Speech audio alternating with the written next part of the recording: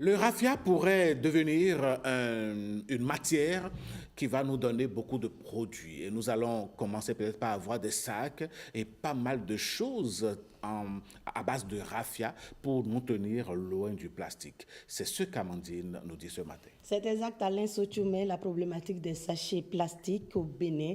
Vous le savez bien, en dépit du vote de la loi 2017-39 du 26 décembre 2017, la commercialisation et l'utilisation n'ont pas cessé et ou bien n'ont pas faibli.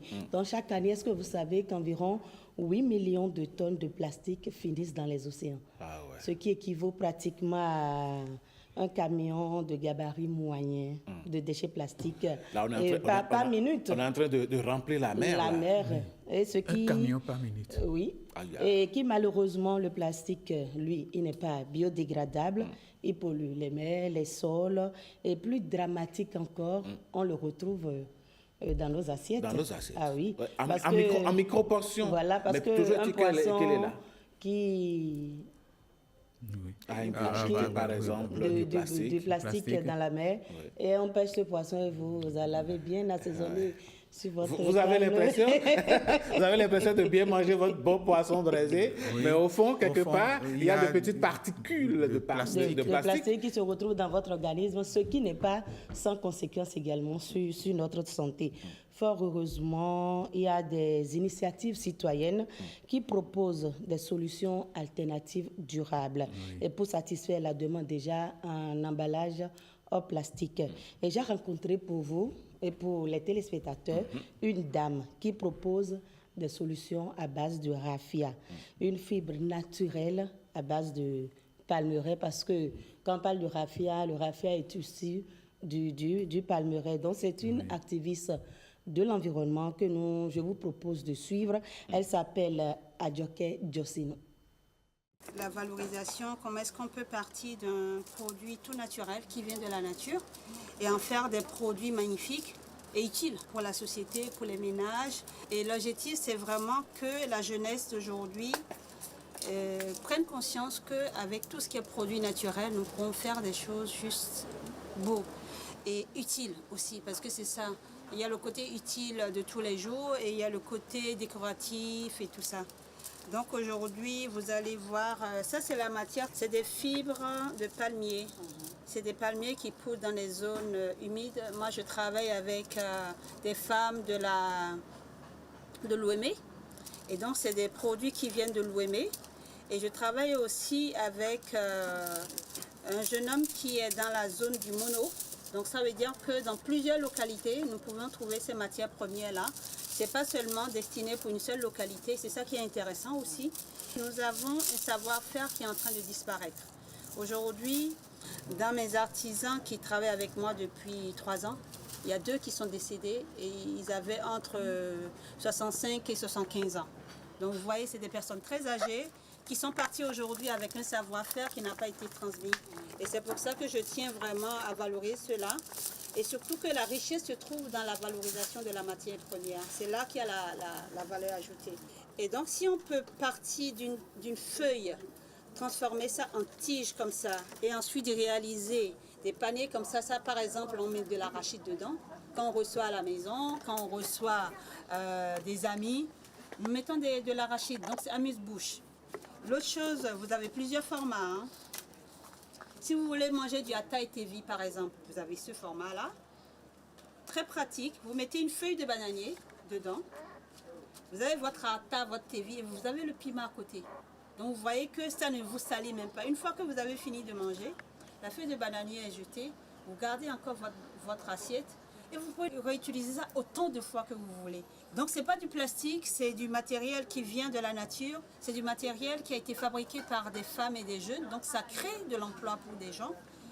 Et c'est écologique. Par exemple, ceci, on peut l'utiliser comme passoire. Vous savez, chez nous, on a tellement de plastique dans la cuisine. Alors que ça, vous faites des beignets, vous posez dans votre assiette, vous mettez tous vos beignets dedans. Une fois que c'est prêt, ça y est. Vous videz, vous rincez et vous avez une passoire. Une fois que c'est fini, vous l'avez utilisé pendant un certain temps, que ça s'abîme, ça retourne à la nature. C'est ça qui est intéressant. Alors que la passoire en plastique, une fois qu'on l'utilise, et je sais, vous savez bien comme moi, combien de passoires on achète dans une année. Et donc, c'est juste génial de pouvoir dire qu'on peut partir de choses totalement naturelles, qui créent de l'emploi au Bénin, qui valorisent l'artisanat, et avoir dans notre cuisine des choses qui ne polluent pas. Et le pire, c'est que dans la passoire en plastique, le fait que ça soit chaud, c'est pas bon pour la santé. Vous voyez un peu. Donc il y a tellement de côtés qui sont mis en valeur. Il y a la créativité, il y a la valorisation des richesses, il y a la création d'emplois, il y a le côté santé. Regardez ça, c'est une assiette. Donc c'est une assiette naturelle, totalement naturelle. Si vous voulez mettre quelque chose dedans qui risque de couler, par exemple, vous voulez manger votre riz arachide, sauce arachide, vous mettez. Pas de plastique, vous n'avez pas d'assiette cassable. C'est-à-dire ça tombe, ça ne se casse pas. Si c'était du plastique, s'il y a du chaud dedans, vous mangez, donc c'est cancérigène. Et puis c'est léger. Ça permet de valoriser le travail des jeunes, des femmes. Ça crée de l'emploi. Et vous, ça vous permet en plus d'avoir quelque chose de très authentique chez vous. Je vous dis tout de suite, ça fait son effet à chaque fois que moi je reçois et que je présente mes paniers. Quand nous travaillons avec l'association et qu'on présente, on dit aux jeunes, voilà, le repas c'est dans les paniers. Au début, il y en a qui sont réticents, mais une fois qu'ils ont fait l'expérience, ils voient que c'est juste génial. Et après, ce qu'on propose, c'est de manger avec les doigts. C'est la meilleure manière. Ah ouais. Ce qu'on propose, c'est de manger avec les doigts. Je suis d'accord. Est-ce que si vous allez à une réception et qu'on vous donne à manger dans une assiette à base de raffia, est-ce que vous allez manger? Ah mais bien sûr, je vais raconter une petite anecdote en allez-y. 2 secondes. J'étais allé manger dans un marché de la place. Et puis le jour-là, j'avais tellement faim après le boulot. Et puis il y avait des couverts, il faut prendre fourchette, il faut faire ci, il faut faire ça. Et j'avais commandé du riz. Amandine, Patrick, moi je me suis levé, je suis allé me laver les mains. Et tout le monde me regardait de façon bizarre.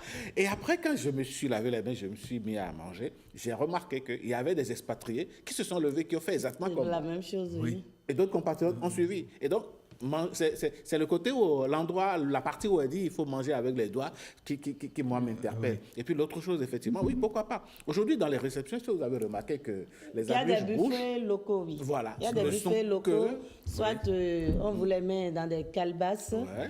on vous propose même des boissons locales, Oui, dans ouais, des du calebasses, chakalo oui. et consorts, Oui. et dans des calebasses. Vous avez du andou. Oui, andou, oui, et J'aime bien. Oui. Concada, Concada, nougat, arachide, oui, nougat. oui, oui. Et Même tout le ça- cli-cli, vous avez le cli-cli. Et tout ça est servi soit dans les paniers, soit dans des calebasses. Donc, il faut dire également que aujourd'hui, les Béninois prennent conscience Oui. qu'il faut laisser un peu de côté les plastiques, les aciers. les sachets surtout, et se tourner vers tout ce qui est naturel. Donc, l'idée derrière l'initiative est donc de protéger l'environnement Oui. parce que le raffia est biodégradable et ne contribue pas à l'accumulation de déchets plastiques.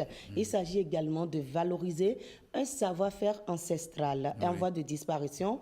Et outre tout ce que vous venez de voir, les ustensiles de cuisine, on peut fabriquer d'autres objets avec ces fibres naturelles. Par exemple, les objets de décoration, Tout à fait. on va sur Comme- également, oui. D'accord.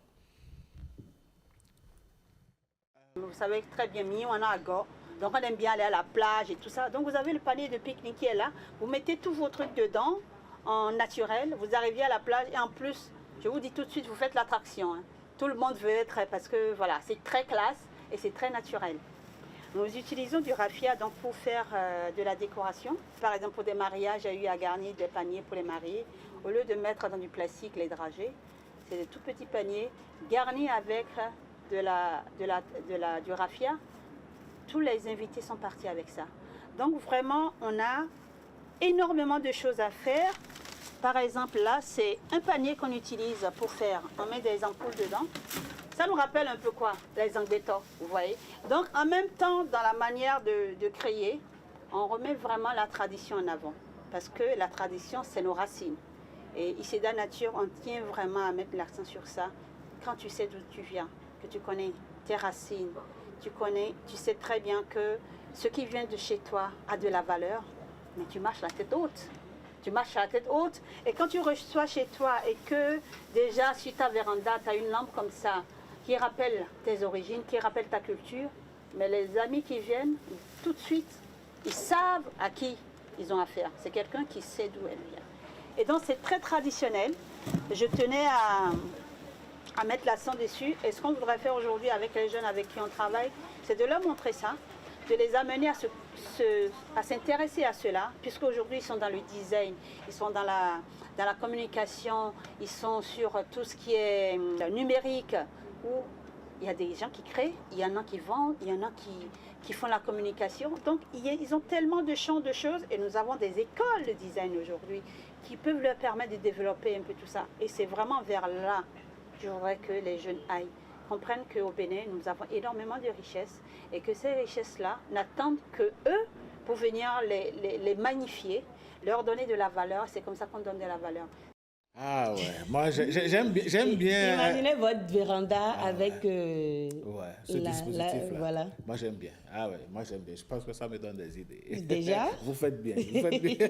Et déjà, un peu également pour quand on vous invite à une cérémonie, par exemple, Oui. vous pouvez vous procurer par exemple des sacs à base de raffia. Si c'est une bouteille de vin, vous mettez dedans. Donc, vous voyez, pour offrir à la c'est personne. que dans tous les cadeaux que la personne reçoit, mais ça, c'est original.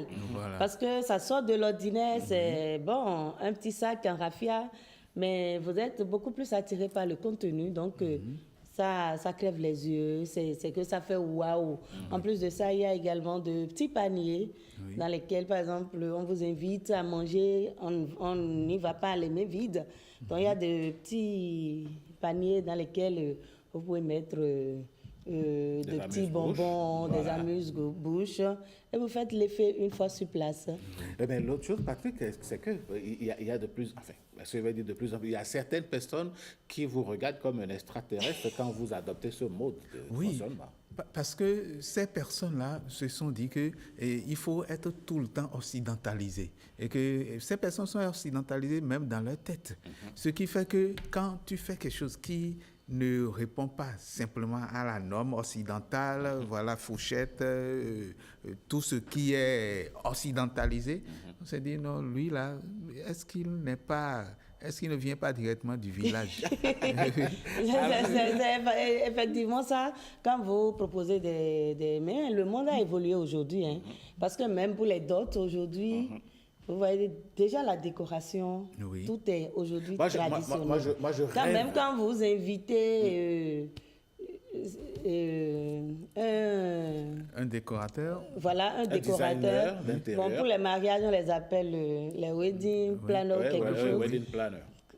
Le décor qu'on vous propose aujourd'hui pour la dot, c'est purement traditionnel. Oui.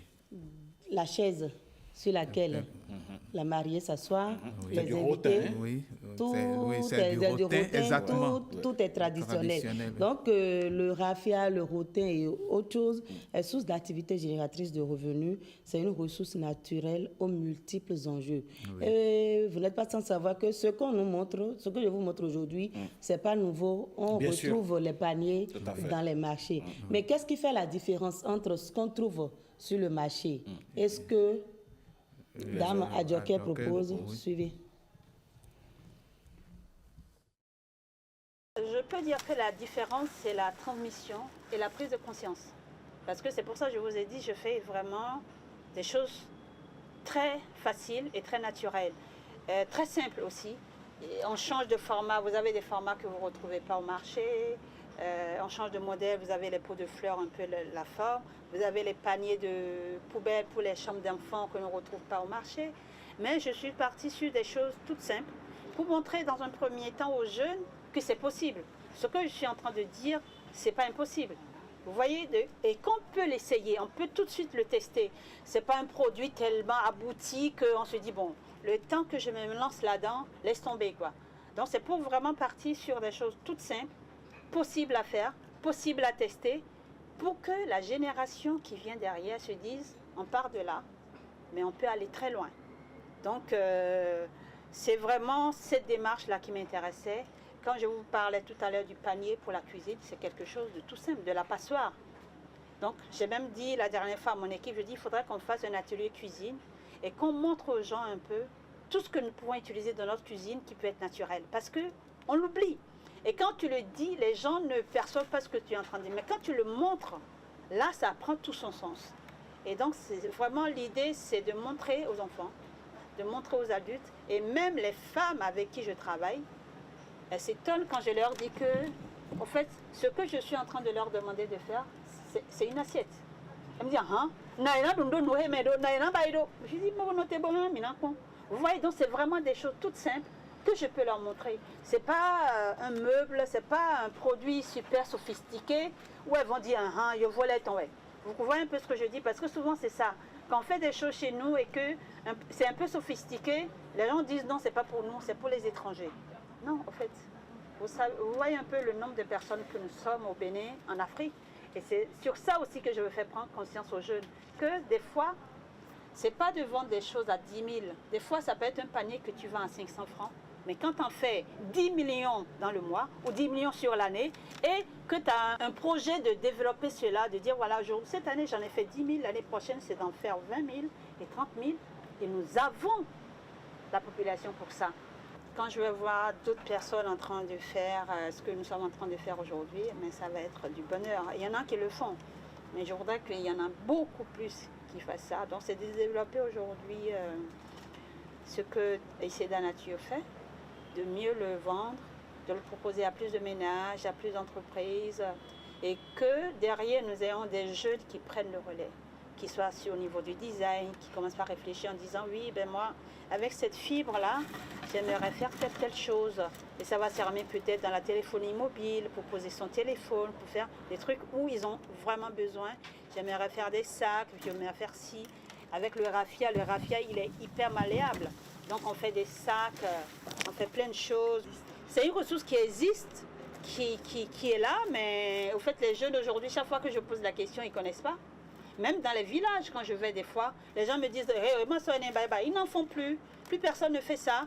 Et ceux qui font, il n'y a aucun jeune qui s'intéresse à ça. L'objectif, c'est vraiment de faire revivre un peu tout ce savoir-faire que nos ancêtres avaient et qui était très bien fait. Et c'est dommage qu'aujourd'hui, ceux qui savent le faire sont en train de mourir sans avoir transmis. Ce que les jeunes ont aujourd'hui comme moyen de communication, de formation et tout ça, qu'ils puissent le moderniser et en faire quelque chose de nouveau, de fonctionnel, d'accessible, et puis qui véhicule la culture béninoise en fait. Eh oui, je suis totalement d'accord avec elle. Imaginez je suis en phase. la coque de votre téléphone à base de raffia. Oui, ça pourrait faire design. Hein. Vous voyez, non? Oui. Oui. Et puis, les designers vont travailler dessus pour que ça ne me gratte pas Parce les doigts. qu'avec tout ce qu'on change comme coque chaque année, et puis c'est du plastique. Et après, on enlève, on jette. Moi, je rêve, et ça, je voudrais le dire, de voir un dîner de gala à la présidence, par exemple, rien qu'avec ce décor-là. C'est possible. Possible. Oui. Peut-être. De toute façon, on le fait déjà, dans des réceptions, on fait déjà des buffets 100% locaux. Donc, c'est pas impossible. Eh bien, vous imaginez tout le gratin d'ambassadeurs, de personnalités Et on leur vend la destination que le chef de comme l'État ça, en fait. invite pour dire, bon, voilà, aujourd'hui, il n'y aura pas de verrerie, il n'y aura pas d'assiette, de fourchette, de arrière. Voici ce que le Bénin vous offre. Une assiette voilà. en panier. En panier. Ouais. Et tout ça, c'est le Bénin en mouvement. Ah oui, pourquoi pas. Le Bénin qui bouge. Merci à vous, Amandine Aniabossou. Merci à vous, Alain. Merci pour ce sujet très, très intéressant. On se retrouve demain, c'est ça. Hein?